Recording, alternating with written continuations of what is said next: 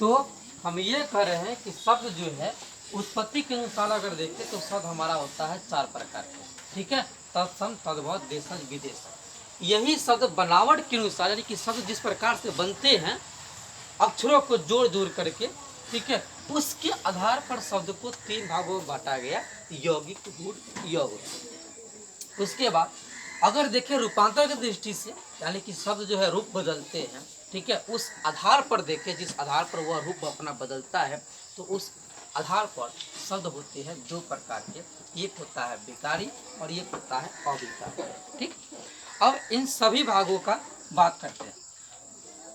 पुष्प है, जगत है, ये दोनों शब्द संस्कृत के हैं। पुष्प और जगत दोनों शब्द किसका है? संस्कृत का। लेकिन इसका यूज हम हिंदी के विषय में भी, इसका प्रयोग जो है हिंदी के विषय में भी किया हुआ हमको मिलता है, ठीक है। हम जब हिंदी पढ़ते हैं तो आपने देखी है पुष्प लिखी है, वहाँ पर जगत लिखी है, और ऐसे बहुत सारे शब्द है, ठीक है। पुस्तक हो गया, कथी? पुस्तक, धरती, पृथ्वी, ये सब हमारी संस्कृत वो शब्द है जिनका उपयोग हम कहाँ करते हैं? हिंदी में, ठीक है। और जब इसका हमने कहा कि जब इन शब्दों का उपयोग हिंदी में हो गया तो ये तत्सम हो गया। ये क्या हो गया? तत्सम हो गया। जब तक यह संस्कृत में है तब तक तो खैर ये संस्कृत का ही शब्द है, ठीक है, कोई दिक्कत नहीं। लेकिन जब इसी का यूज जब हम हिंदी में कर लेते हैं तो फिर वहाँ पर क्या हो जाती है? वो तत्सम कहलाता है। बात करें तद्भव का, सब रटा रटाया ये परिभाषा याद कर लिया है कि तत्सम के बिगड़े रूप को हम तद्भव कहते हैं। तत्सम के बिगड़े रूप को तद्भव कहते हैं। आपको बताते हैं अग्नि, ठीक है। ये अग्नि क्या है? संस्कृत शब्द है। आपको आपसे बताए कर्पूर, ठीक है। आपने कभी ये वो जो मंत्र होता है कार्ड पर लिखे हुआ क्या होता है? कर्पूर गौरम करुणावतारम है, कर्पूर गौरम करुणावतार। आप वहाँ पे कर्पूर देखोगे इस प्रकार से लिखा गया रहता है, वो श्लोक संस्कृत में होती है, ठीक है। ये कर्पूर संस्कृत शब्द है। आगे हम बात करें अगर कुब्ज का, कथी? कुब्ज। हमारे संस्कृत में आपने अगर संस्कृत में रामायण पढ़ा होगा तो वहाँ पर देखिए, रामायण पढ़ा होगा तो वहाँ पर देखा होगा कि वहाँ पर कुब्ज शब्द का प्रयोग किया गया, जिसका हम हिंदी में कुब्ज शब्द के जगह पर कुबरा शब्द का प्रयोग करते हैं। नहीं, रामायण में कुबरा का ही प्रयोग किया गया। जो रामायण जो बनाया है रामानंद सागर ने, उसमें कुबरा शब्द का ही इस्तेमाल किया गया, कुब्ज का इस्तेमाल नहीं किया गया। आपको मैं ये बताऊं कि यह संस्कृत शब्द है, अग्नि हो गया, कर्पूर हो गया, कुब्ज हो गया, ठीक है। आपने ये परिभाषा पढ़ा कि तत्सम के बिगड़े रूप को तद्भव कहते हैं। इसी का रूप है आग। अग्नि का अर्थ क्या होता है? आग। कर्पूर का अर्थ क्या होता है? कपूर, ठीक है। कुब्ज का अर्थ क्या होता है? कुबरा। क्या होता है इसका अर्थ? कुबरा। तो इसका जो अर्थ है, इन तत्सम शब्दों का जो अर्थ होता है, उस अर्थ का जब हम हिंदी में इस्तेमाल करते हैं तो तद्भव कहलाता है। बात समझ में आई? पुष्प का अर्थ क्या होता है? फूल। क्या होता है? फूल, ठीक है। अगर फूल शब्द का हम हिंदी में किया उपयोग तो वह क्या हो गया? वह हमारा तद्भव शब्द हो गया, क्योंकि फूल किसका बिगड़ा रूप है?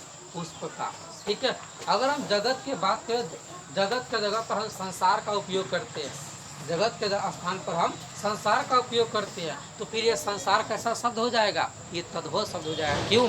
क्योंकि जगत का ही बिगड़ा रूप होगा संसार। क्लियर? ये बातें क्लियर हो गए। हम तत्सम किसको कहते हैं? उन शब्दों को जो है संस्कृत परंतु उसका उपयोग होता है हिंदी में। जब उसका उपयोग हिंदी में हो गया तो वो तत्सम है। और तत्सम के जो अर्थ होते हैं, उन अर्थ का जब हम हिंदी में उपयोग करते हैं तो वह तद्भव कहलाता है। वह क्या कहलाता है? तद्भव। आगे देशज, आप सभी जान रहे हो कि हाँ, हमारे देश में जिन शब्दों की उत्पत्ति हुई है का, यह हमारे देश की बोलचाल के भाषा में जिन शब्दों को बोला जाता है, ठीक है। हमारे देसी जो शब्द हमारे मतलब देश की है, जो देसी शब्द है उसको हम देशज कहते हैं। जो देसी शब्द है उसको हम देशज कहते हैं। जैसे आप ये भी देखते होइएगा, हमारे गांव देहात में डिबिया लोग कहता है। क्या कहता है? डिबिया। लोग कहते हैं फुनगी, कहते क्या ना, डिबिया, फुनगी, लोटा, कहते हैं ना ऐसा, ठीक है। तो ये सब हमारे देश की भाषा है, ये सब हमारे देश की भाषा है। इनकी उत्पत्ति विदेश में नहीं हुई है, ठीक है।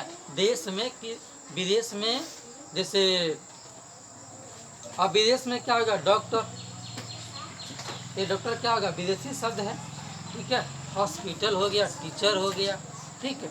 और ऐसा नहीं कि सिर्फ इंग्लिश ही शब्द ऐसा है जो विदेश से आया, जी नहीं, फारसी शब्द भी हमारे देश में आया है, फारस देश से, ठीक है, फारसी भाषा आया है। उसके बाद आगे बात करें, अरबी है, हिंदी है, अरबी है, ठीक है। ये सब जो भाषा है, ये जो भाषा है, ये विदेश से हमारे देश में चलते चलते आ गए, ठीक। और उस भाषा का इस्तेमाल हम लोग अपने भाषा के साथ करने लगे, उस भाषा का इस्तेमाल हम लोग अपने भाषा के साथ करने लगे, तो वो बन गया विदेश शब्द, ठीक है। वो शब्द जो आया किसी और देश से है और वो हमारे भाषाओं के साथ, हमारे शब्दों के साथ घुल मिल गया है, ठीक है, तो वो है विदेश, ठीक।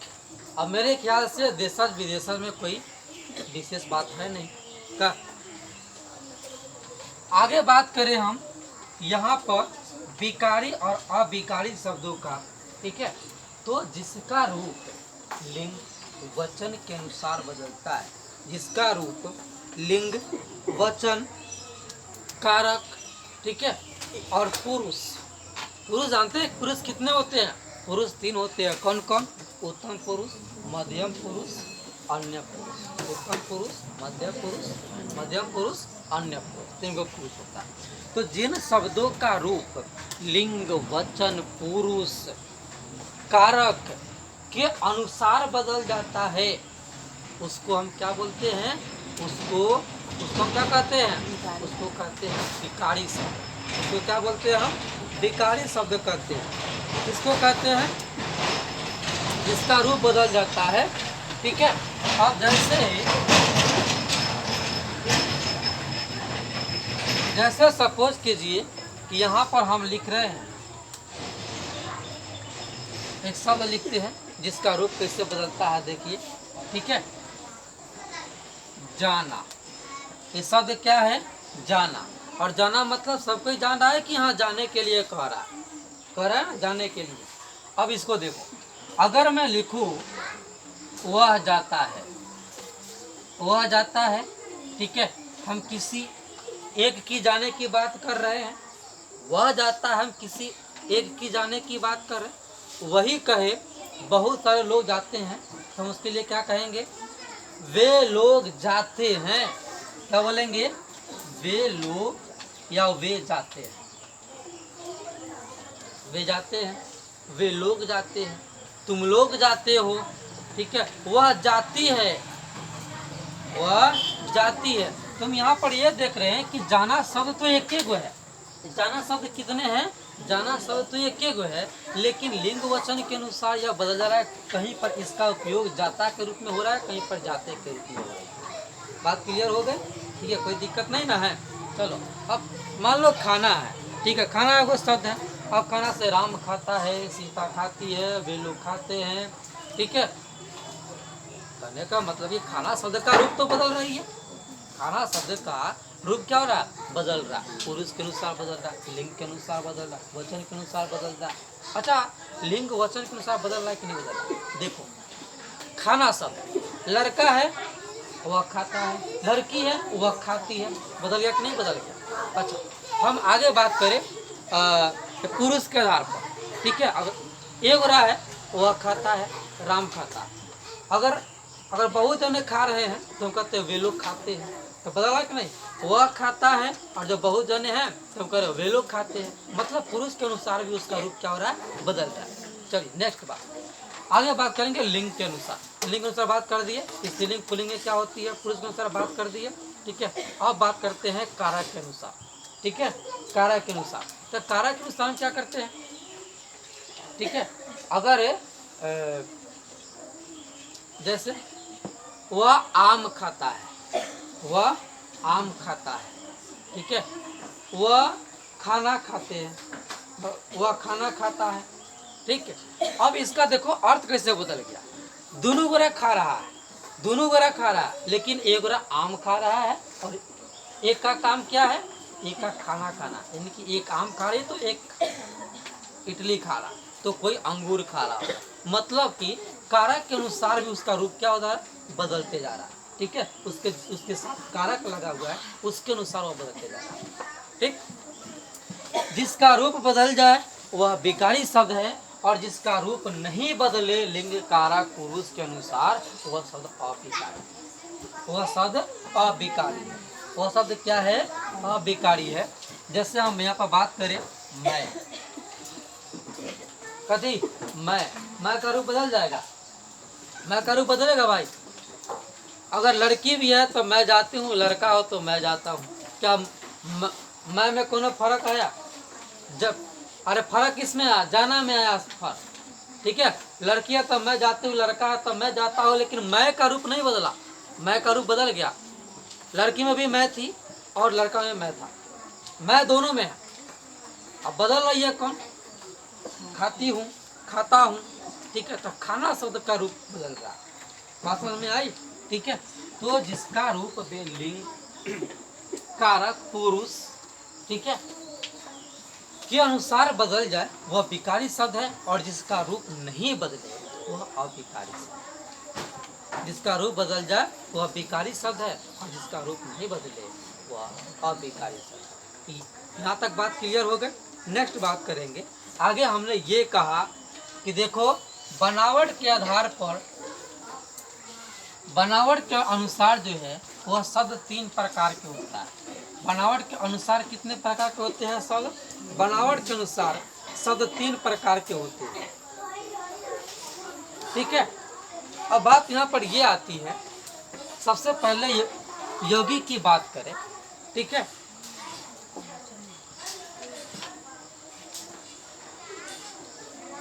जिसका खंड करने पर प्रत्येक खंड का अर्थ सही निकले वह है यौगिक शब्द। जिन शब्दों का हम टुकड़ा किए, यानी कोई मेरे पास कोई शब्द है, ठीक है, और मैं उन शब्दों को खंडित कर दिया, मैंने उन शब्दों को तोड़ दिया, 2 भाग में 3 भाग में तोड़ दिया। ठीक है, अब 2 भाग में 3 भाग में तोड़ दिया। अगर प्रत्येक भाग का अर्थ निकल रहा है, अगर प्रत्येक भाग का अर्थ निकल रहा है तो फिर वो यौगिक शब्द है, और अगर प्रत्येक भाग का अर्थ नहीं निकल रहा है तो फिर वो शब्द रूढ़ शब्द है।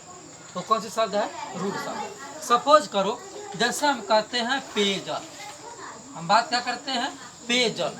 ठीक है, हम अगर इन दोनों शब्दों को तोड़े, यानी कि ये जो शब्द है अगर मैं इसको खंडित करूँ तो क्या बनेगा? पेय और जल। क्या बनेगा? पेय और जल। पेय का मतलब क्या होता है? पीने वाला। क्या होता है? पीने वाला। और जल का मतलब वही जल कहिए चाहे नीर कहिए। ठीक है, आपकी मर्जी है, आप जो कहना चाहिए। हम यहाँ पर यह देख रहे हैं कि मैंने पेयजल एगो शब्द लिखा, और पेयजल को जब मैंने खंडित किया तो उसके जितने खंड बने उस प्रत्येक खंड का अर्थ निकल गया। निकल गया कि नहीं निकल गया? मतलब इसका मतलब ये हुआ, पेयजल का मतलब क्या हुआ? पीने वाला जल, वैसा जल जिसको हम पी सकते हैं, वैसा जल जिसको हम पी सकते हैं। ठीक है, आप एक शब्द पढ़ते हो प्रदूषित, आप क्या पढ़ते हो? प्रदूषित। अगर आप इसको खंडित करोगे तो क्या बनाओगे? जोर दूषित, जोर दूषित। ठीक है, आप जब इसको खंडित करोगे तो क्या बनेगा? जोर दूषित। अब पर का मतलब होता है दूसरा या बाहरी।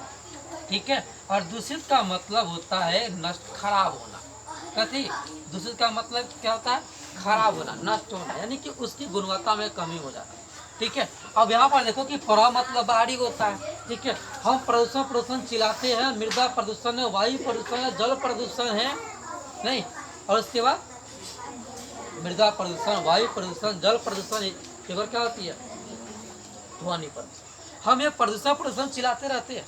ठीक है, लेकिन कभी ये समझने के प्रयास किए कि अरे यार ये प्रदूषण होता क्या है? होता क्या है? प्रदूषण है, लेकिन है क्या? क्या क्लियर हुई कभी? देखो, बाहरी कारकों के द्वारा आंतरिक चीजों की गुणवत्ता में कमी होना प्रदूषण कहलाता है। ठीक है, अब जैसे सपोज करो हमारे घर के सभी परिवार के लोग, हमारे घर में कि हमारे परिवार के जितने भी सदस्य हैं वो सभी हंसी खुशी खेल कूद के रहते थे। ठीक है, अचानक से एक दिन बाद घटना ये होती है कि कोई बाहरी आदमी आता है, जाता है घर। ठीक है, मेरे अंगना में उसका प्रवेश होता है। हम उसका बेहतरीन ढंग से स्वागत करते हैं। पता है क्या है? अतिथि देवो देवो देवो भव, अतिथि देवो भव। हम ये समझ करके उसको अपने अंगना में स्वागत करते हैं। ठीक है, अब होती क्या है, जब वो आते हैं तो कह देते का हाल है? ठीक है चले थे से मिला जुला भैया का नौकरी हो गई। हाँ ये तो बात है, बड़ा इतनी खाने कुछ नया नया काम करके जाने वाला ना, हम कहाँ जाने वाली। जाने के हक है आपको, आप परिवार के सदस्य जानिए ना छोड़िए महाराज, आप छोड़ दीजिएगा। अभी तक कमा रहा है कि नहीं कमा रहा है, छोड़ दीजिएगा, जानिए हक है आपका। ठीक है, अब वो ससुरा कहा कि यार वो दोनों जने जो है आपस में हमको जानने का हक है, वो कहा कि सुबह हुआ है, वो करना हमको जानने का हक है, अब दोनों ग्राम होता बात लेते बात। ठीक है, मेरे कहने का मतलब हम सभी लोग को नहीं कर, हमने एक सपोज करके कहा, हमने मान रहे कहा अब कोई ऐसा नहीं करना। ठीक है, कि मतलब ये बात और लगा समझने की मतलब कि हम जाते हैं फलाना के घर, हम जाते हैं चिलमा अगर, जी मेरे कहने का लगे सभी व्यक्ति वैसा नहीं होते, सभी इंसान वैसा। चलिए अब यहाँ पर आते हैं तो ये जो शब्द है प्रदूषित, मैंने इसको खंडित किया और खंडित करने पर जितने खंड बने प्रत्येक का अर्थ निकला कि नहीं निकला, अर्थ निकला।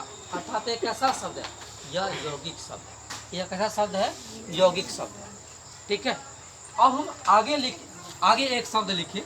ठीक है, कॉलम, मैंने क्या लिखा, कॉलम। ठीक है, अब इसको संधि करोगे क्या लिखोगे, कौन कहेगा सर जी हम का जोर लम लिखेंगे, कोई कहेगा कल जोर माँ लिखेंगे। आप अगर कल जोर माँ लिखते हो, इस कल का तो मतलब हम समझ रहे हैं कि इसका आप अर्थ निकालोगे सर जी वो चांपा कल वाला कल, हमारे देहात में उसको कल को बोला जाता है, नहीं तो कल कहना कि सर जी आने वाली कल या जाने वाली कल का कल, लेकिन माँ का अर्थ क्या होता है, होता है कुछ। तो मैंने ये देखा कि मैंने इस शब्द का खंड किया परंतु इसका कोई अर्थ निकला, इसका कोई अर्थ नहीं निकला। अर्थात यह कैसा शब्द है, रूढ़ शब्द। ठीक है, मेरे ख्याल से अब आप लोग यौगिक और रूढ़ समझ गए।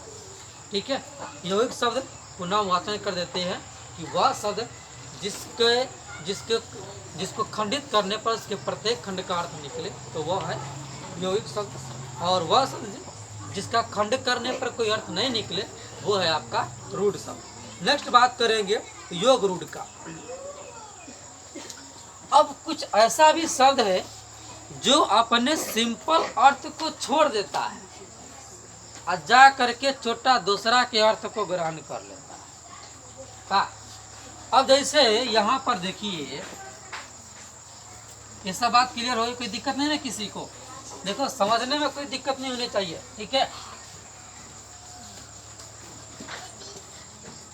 चलिए अब मेरे कहने का मतलब है योग रूढ़ शब्द क्या होता है, क्या इतना जाने कि हाँ यौगिक क्या है, रूढ़ क्या है, क्लियर हो गई भाई। यौगिक हम जान रहे सर जी, बोलो तो क्या, अरे सर जी वैसा शब्द जिसका खंड करे प्रत्येक खंड का अर्थ निकले हुए यौगिक का, और वैसा खंड मतलब वैसा शब्द हम जिसका खंड करें परंतु उसके प्रत्येक खंड का सही अर्थ नहीं निकले, वह क्या है, वह रूढ़ है। वह क्या है, रूढ़ है। योग रूढ़ क्या है, वह शब्द जो अपने साधारण अर्थ को छोड़ देता है और जा करके किसी दूसरी को मोटरी को पकड़ लेता है। अब जैसे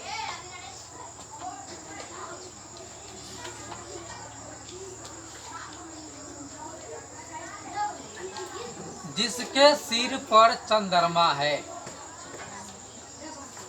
जिसके सिर पर चंद्रमा है, तो हम कहते हैं देखो भाई जिसके सिर पे चंद्रमा होगा उसको हम कहेंगे चंद्रशेखर।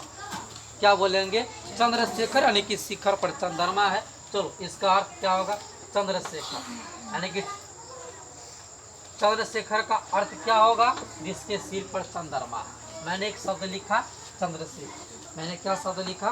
चंद्रशेखर। ठीक है, हमको कहा अरे बता चंद्रशेखर का मतलब क्या होता?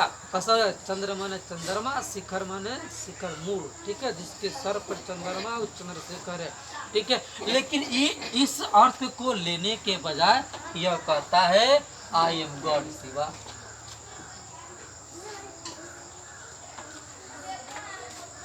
चंद्रशेखर किसको कहते हैं? शंकर जी को कहते हैं, शिव जी को कहते हैं, बम भोले बाबा को जी को कहते हैं।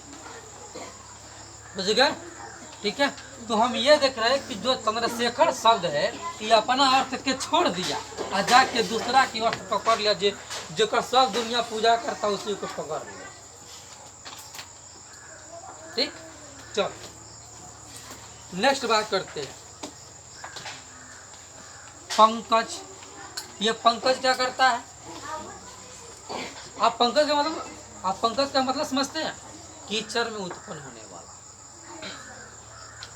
कीचड़ में जिसका जन्म होता है उसको पंकज कहते हैं। लेकिन यहाँ पर कोई और अर्थ पकड़ लेता है। अगर हमसे कोनो पूछे कि पंकज का मतलब क्या होता है, ठीक है, तो अगर हम नहीं जानेंगे तो बताएंगे सर ये पंक मतलब कीचड़ होता है, ज मतलब जन्मे वाला। ठीक है, पंकज का मतलब हो गया कीचड़ में जन्म लेने वाला। पंकज का मतलब हो गया कीचड़ में जन्म लेने वाला। लेकिन ये उस अर्थ को छोड़ देता है, कीचड़ में जन्म लेने वाला को पंकज नहीं कहते हैं। पंकज का मतलब होता है कमल। क्या होता है? कमल पुष्प। देखो कमल पुष्प जी, पंकज कमल को कहा जाता है, कमल के फूल को कहा जाता है। अंडरस्टैंड, समझ गए? तो जो पंकज शब्द है ये अपने साधारण अर्थ को क्या किया है? छोड़ दिया है और जाके जो बढ़िया था उसको पकड़ लिया। पकड़ा कि नहीं पकड़ा? तो मेरे कहने का तात्पर्य ये है कि जो अपने साधारण अर्थ को छोड़ दे और जाके विशेष अर्थ को ग्रहण कर ले, वह है आपका योग रूप। ठीक है, और जैसे कहते हैं लंबोदर। लंबो मतलब लंब मतलब लंबा, उदर मतलब क्या होता है? पेट। जिसका पेट लंबा यानी कि लंबोदर का अर्थ क्या होगा? लंबा पेट वाला। ठीक है, लेकिन ये जो है जो लंबोदर शब्द है यह लंबा पेट वाला अर्थ नहीं बताता। यह कहता है गणेश। लंबोदर माने गणेश। इसका जो सिंपल अर्थ है लंबा पेट वाला, ये छोड़ दिया ताकि गणेश होता है। क्या होता है? गणेश होता है। क्लियर हो गई? चलिए, तो आप जब ये देखते हो या पढ़ते हो उसको गौर से देखिए, पढ़िए। आप सबको भी कह रहे हैं।